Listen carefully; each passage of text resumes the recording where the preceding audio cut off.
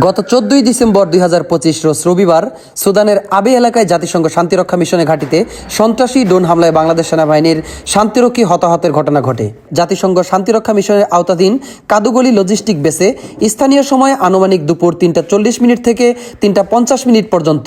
বিচ্ছিন্নতাবাদী সশস্ত্র গোষ্ঠী কর্তৃক ড্রোন হামলা পরিচালনা করা হয়। উক্ত হামলায় দায়িত্বরত 6 জন বাংলাদেশি শান্তিরক্ষী শহীদ হন এবং 8 জন শান্তিরক্ষী আহত হন। শহীদ শান্তিরক্ষীদের নাম: কর্পোরাল মোহাম্মদ মাসুদ রানা এএমসি, তার বাসা হচ্ছে নাটোর; সৈনিক মোহাম্মদ মুমিনুল ইসলাম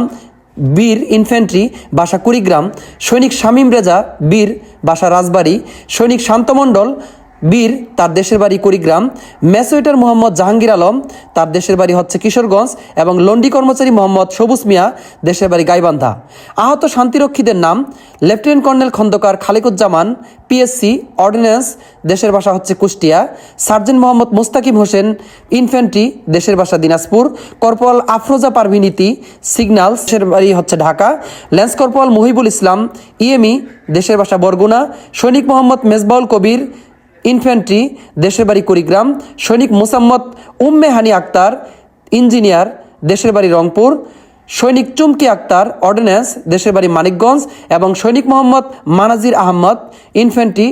দেশের বাড়ি হচ্ছে নোয়াখালী। শহীদ শান্তিরক্ষীদের যেন মহান আল্লাহ তাআলা বেহেশত নসিব করেন এবং যারা আহত হয়েছে তারা যেন দ্রুত সেরে ওঠেন, তার জন্য আমরা দোয়া প্রার্থনা করছি।